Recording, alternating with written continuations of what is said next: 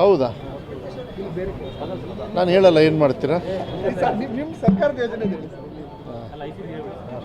ಇಲ್ಲ, ಅಲ್ಲೆಲ್ಲ ಇರೋ ಅವೈಲಬಿಲಿಟೀಸ್ ಇದನ್ನು ಮಂಡನೆ ಮಾಡಿದ್ವಿ. ಅದನ್ನು ಹೆಂಗೆ ಹಂಚ್ಕೊಳ್ಬೇಕು ಅಂತ ಪಾಪ ಎಲ್ಲ ಆಸ್ಕಿಂಗ್ ರೇಟ್ ತುಂಬ ಇತ್ತು, ಬಟ್ ಎಲ್ಲ ಅರ್ಥ ಮಾಡಿಕೊಂಡ್ರು. ಅದನ್ನು ಈಗ 10ನೇ ತಾರೀಕಿಂದ ಒಂದು ಇದು ರೈಟ್ ಲೆಫ್ಟ್ ಇವರಿಗೆ ಅವರು ಕೆಲವರು 25ದಿಂದ ಕೊಡಿ ಅಂದರು, ಲೇಟ್ ಮಾಡಿ. ಕೆಲವರು 10, ಕೆಲವರು 15 ಅಂದರು, ಕೆಲವರು 20 ಅಂದರು.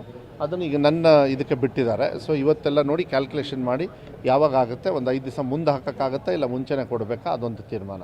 ಅದ್ರ ಜೊತೆಗೆ ಫಾರ್ಮುಲಾ ಹೆಂಗೆ ಮಾಡಿದ್ದೀವಿ ಅಂದರೆ, ಈಗ ಸ್ವಲ್ಪ ಚಳಿಗಾಲ, ಸ್ವಲ್ಪ ಎವಾಪ್ರೇಷನ್ ಕಮ್ಮಿ, ಅಷ್ಟೊಂದಿಲ್ಲ. ಮೊನ್ನೆ ಮಳೆ ಬಂದಿರೋದ್ರಿಂದ ಫಸ್ಟ್ ಇದರೊಳಗೆ 12 ಡೇಸ್ ಮತ್ತು ಆಫು, ಮತ್ತು 13 ಡೇಸ್ ಮತ್ತು off, 14 days off, 14 days off, 4 ಇದರೊಳಗೆ May end on and off ಸಿಸ್ಟಮೇ ಒಂದು ಮೇ ಎಂಡ್ವರೆಗೂ ಮ್ಯಾನೇಜ್ ಮಾಡ್ಬೋದು.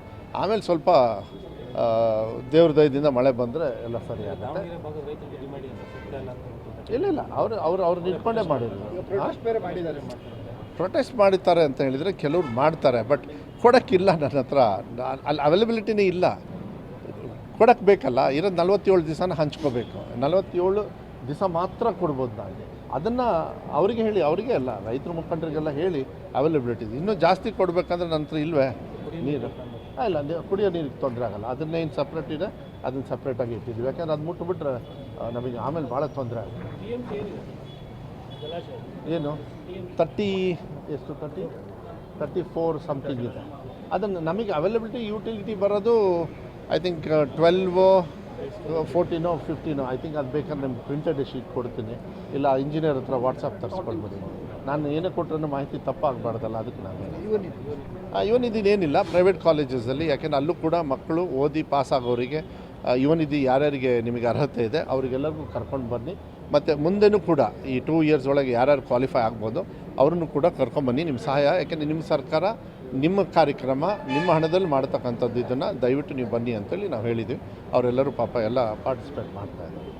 ತರೀಕೆರೆ ತಾಲೂಕಿನ ಒಂದು ಗೊಲ್ರಟ್ಟಿ ಸರ್ಕಾರಿ ಶಾಲೆಗೆ ಮಕ್ಕಳಿಗೆ ಶೂ ಕೊಟ್ಟಿದ್ದು, ಸರ್ಕಾರದ ವತಿಯಿಂದ ಶೂ ಕೊಟ್ಟಿದ್ದು ಮಕ್ಕಳಿಗೆ, ಅದು ಮೈಲಿಗೆ ಆಗುತ್ತೆ ಅಂತ ಹೇಳ್ಬಿಟ್ಟು ಮತ್ತು ಊರಿನ ಸಮಸ್ಯೆ ಅಂತ ನೀವು ಮಕ್ಕಳು ಯಾರು ಸರ್ಕಾರಿ ಶಾಲೆ ಮಕ್ಕಳು ಯಾರು ಒಂದು ನಿಮಿಷ ಹೇಳ್ತೀನಿ ಕೇಳಿ. ಶೂಸು ಸರ್ಕಾರ ಕೊಡೋದಿಲ್ಲ, ಆ ಶೂಸಿಗೆ ಸರ್ಕಾರ ದುಡ್ಡು ಕೊಡುತ್ತೆ.